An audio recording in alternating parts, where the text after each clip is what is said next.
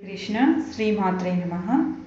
హిందూ మత విశ్వాసాల ప్రకారం ఆశ్వయుజ మాసంలో నవరాత్రులు ఎంతో పవిత్రమైనవి. ఈ సమయంలో భక్తులందరూ ఎంతో భక్తి శ్రద్ధలతో దుర్గామాతకు పూజిస్తారు. దుర్గామాతను 9 రోజుల పాటు 9 ప్రత్యేక రూపాల్లో అలంకరించి పూజిస్తారు. ఈ నేపథ్యంలోనే నవరాత్రుల్లో 6వ రోజున కాత్యాయని మాతను ఆరాధిస్తారు. హిందూ పురాణాల ప్రకారం పూర్వకాలంలో కాత్యాయనుడు అనే మహర్షి ఉండేవాడు. తనకు సంతానం కలగలేదు. తను దుర్గాదేవికి గొప్ప భక్తుడు. ఆయన ఘోర తపస్సు చేసి తన కుమార్తెగా అమ్మవారు జన్మించాలని కోరుకుంటాడు. ఈ సందర్భంగా ఆ మహర్షి కోరిక అమ్మవారు నెరవేర్చిందా? ఏ సమయంలో అమ్మవారు జన్మించారు? కాత్యాయని మహిషాసురుణ్ణి ఎందుకు సంహరించారనే ఆసక్తికరమైన విషయాలను ఇప్పుడు తెలుసుకుందాం. కాత్యాయని దేవి ఎవరు? హిందూ పురాణాల ప్రకారం దుర్గాదేవికి సంబంధించిన రూపాల్లో కాత్యాయని మాతది అత్యంత హింసాత్మక రూపాలలో ఒకటిగా పరిగణించబడుతుంది. మహిషాసురుడు అనే రాక్షసుణ్ణి కాత్యాయని అమ్మవారే వధించారు. అందుకే ఈ అమ్మవారిని మహిషాసుర మర్దిని అని పిలుస్తారు. ఈ తల్లి సింహంపై స్వారీ చేస్తుంది. కాత్యాయని దేవి అంటే దుష్ట శక్తులను నాశనం చేసే తల్లి అని చాలామంది నమ్ముతారు.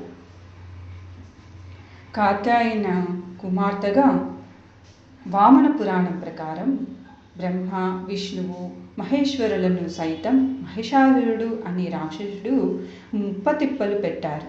వారికి చాలా చిరాకు తెప్పించడంతో త్రిమూర్తులందరూ కలిసి కాత్యాయని దేవిని సృష్టించారు. తమ కోపాన్ని శక్తి కిరణాల రూపంలో వ్యక్తం చేయడంతో కాత్యాయన మహర్షి ఆశ్రమంలో స్ఫటికీకరించబడింది. అప్పుడు తన ఈ కిరణాలకు సరైన రూపాన్ని ఇచ్చాడు. అందుకే ఈ దుర్గామాత రూపాన్ని కాత్యాయని దేవి లేదా కాత్యాయన కుమార్తె అని కూడా అంటారు. మరో కథనం ప్రకారం కాత్యాయన మహర్షి దుర్గాదేవికి గొప్ప భక్తుడిగా ఉంటాడు. తన భక్తికి పరవశించిపోయిన దుర్గామాత తన కోరిక మేరకు ఆయనకు కుమార్తెగా జన్మించింది. అంతేకాదు ఈ మాత అందంగా, బలంగా, నైపుణ్యం కలిగిన పోరాట యోధురాలిగా పేరు ప్రఖ్యాతులు గడించింది.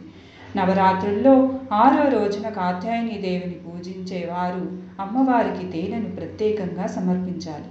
ఈ తల్లికి ఇష్టమైన రంగు బూడిద రంగు. ఈ రూపంలోనే అమ్మవారు దర్శనమిస్తారు. కాత్యాయని దేవి ప్రాముఖ్యత. జ్యోతిష్య శాస్త్రం ప్రకారం కాత్యాయని మాత గురుగ్రహాన్ని పరిపాలిస్తుంది.